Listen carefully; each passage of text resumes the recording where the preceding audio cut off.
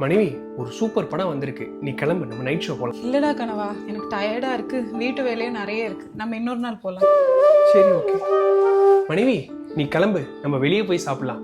நல்ல ஆம்பியன்ஸ் உள்ள ஹோட்டல் போய் சாப்பிடலாம். இதுக்கு இப்போ வெளியெல்லாம் அலைஞ்சிக்கிட்டு நீ ஆர்டர் போடு, வீட்டில் உட்காந்து பொறுமையா சாப்பிட்டு போலாம். ஓகே மனைவி. மனைவி, நம்ம எங்கேயாவது டூர் போவோமா? நம்ம ஃபேமிலியோட சேர்ந்து போயிட்டு வந்தா கொஞ்சம் ரிலாக்ஸா இருக்கும்ல. எதுக்கு இப்போ தேவையில்லாம செலவு பண்ணிக்கிட்டு, அந்த காசை சேர்த்து வச்சா புள்ள படிப்புக்கு யூஸ் ஆகும்ல. சரி மனைவி.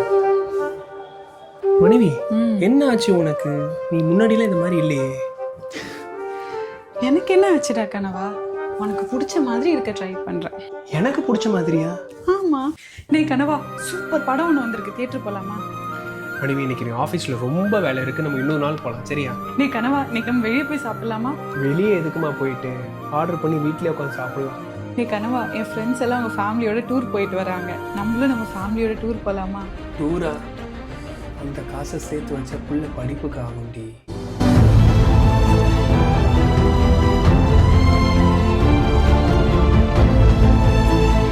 நீ ஒவ்வொரு வாட்டியும் என்கிட்ட ஆர்வமாக வந்து கேட்குறப்ப நான் ஏதோ யதார்த்தமாக பதில் சொல்கிறேன்னு நினச்சிட்டு இருந்தேன். ஆனால் அதுவே நான் ரொம்ப ஆர்வமாக வந்து வந்துட்டு கேட்குறப்ப நீ நோ சொல்கிறப்ப தான் அது எவ்வளோ கஷ்டமாக இருக்கும்னு எனக்கு புரியுது. சாரி மனைவி. இட்ஸ் ஓகேடா கனவா. சரி மனைவி, நம்ம அது எல்லாத்தையும் மறந்துடுவோம். வா, ரொம்ப நாள் ஆச்சு, நம்ம டிவியில் ஒரு நல்ல படமாக பார்ப்போம். அதுக்கும் ஏதோ டைலாக் விட்டானோ.